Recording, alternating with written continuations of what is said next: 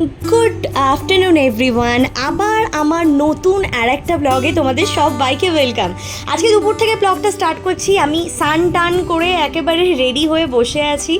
দিদি ঢুকবে স্নান করে, একটু চুটিয়ে আড্ডা দেবো, কারণ আমরা একসাথে বসা মানে চুটিয়ে আড্ডা হয়, খাওয়া দাওয়া হয়, হাসি মজা, পুরনো সমস্ত স্মৃতিগুলো মনে পড়ে যায়। এনজয়মেন্ট বলতে আমরা এটাই বুঝি। যাই হোক, তারপরে আমরা একটু খাওয়া দাওয়া করে নিলাম, ভাবলাম একেবারে খেয়ে দিয়ে তারপরেই বসি। তো এদিকে আজকে খুব সিম্পল রান্না হয়েছিল, অথচ খুব সুন্দর সোয়াবিনের তরকারি হয়েছিল। আর এদিকে ভোলা মাছ রান্না করেছিল। ভোলা মাছ আমি খেতে খুব একটা ভালোবাসি না, কিন্তু দিদি জাস্ট অসাম রান্না করেছিল, খুব সুন্দর রান্না হয়েছিল। আর আমার মাসি চিকেন রান্না করেছিল, তো সেটা আমাকে পাঠিয়ে দিয়েছিল। সো এইসব দিয়ে মোটামুটি আজকে দুপুরের লাঞ্চটা আমরা কমপ্লিট করলাম। তারপরে দিদি আবার স্কোয়াশ বানিয়েছিল, অরেঞ্জ স্কোয়াশ, আমি খেতে ভালোবাসি, সেটা খেলাম।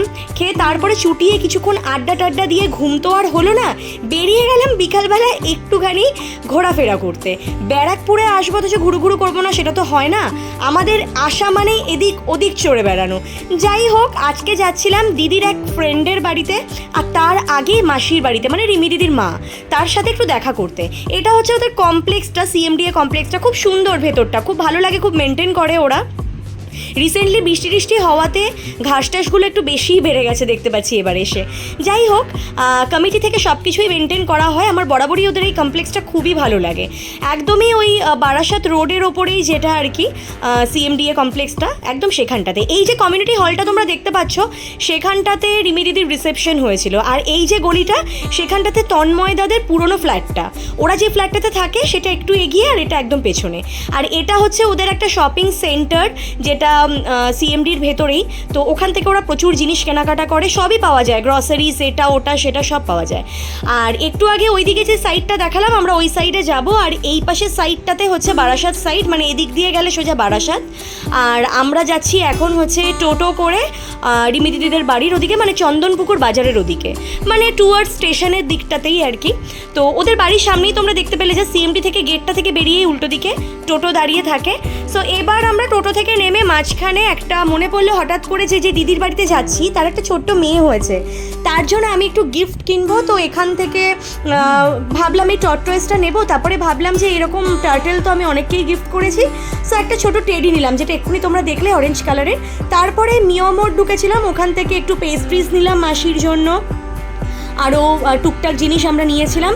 সো তারপরে ওখান থেকে মিয়ামোর থেকে জাস্ট অপোজিটের গলি দিয়েই আমরা চলে আসলাম, যেটাকে কিনা দুর্গাবাড়ি রোড বলে।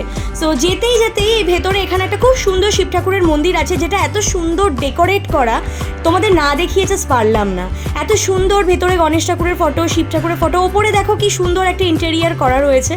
ভালো লাগে মন্দির সাজানো দেখলে, মানে সত্যি খুব আলাদা একটা ভক্তি চলে আসে। যাই হোক, তারপরে মন্দির থেকে বেরিয়ে আমরা আস্তে আস্তে বেরাচ্ছি। এইটা হচ্ছে রিমি দিদিদের বাড়ি। বাড়িটা অনেক পুরনো, কিন্তু এত ভালো লাগে। বাড়িতে আমাদের ছোটোবেলা প্রচুর কেটেছে, প্রচুর। মানে আমি অফিস থেকে ছুটি নিয়ে দার্জিলিং ঘুরতে যাচ্ছি বলে ব্যারাকপুর চলে আসতাম।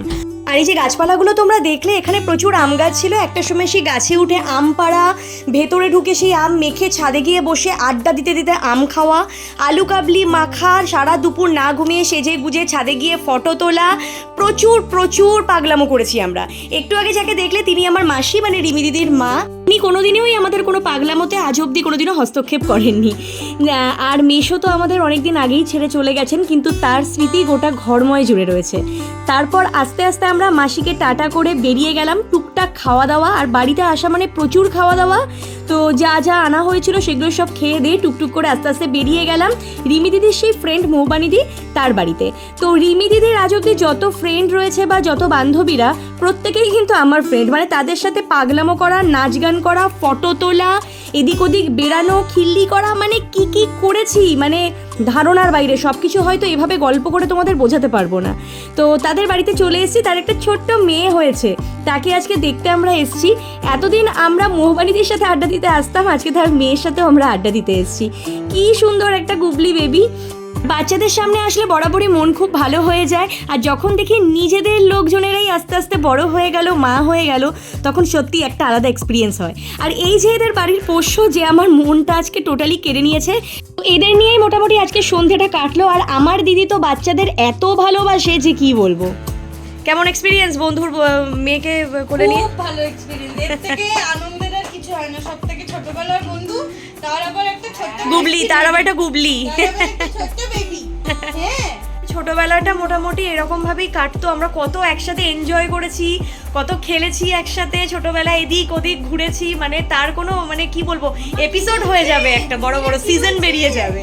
মানে দিদির বন্ধু তারা আমার বন্ধু, মানে এসেছি ঘুরেছি ফিরেছি মাঠে খেলেছি একসাথে, খাওয়া দাওয়া ফুচকা করা সব কিছু, আর আজকে তাদের মেয়ে হয়ে গেছে, তাদের মেয়েকেও আমরা দেখতে আসছি। যাই হোক, এইভাবেই সময়গুলো আমাদের কাটুক, দেখা হবে আবার নতুন কোনো ব্লগে, আজকের জন্য এইটুকুই।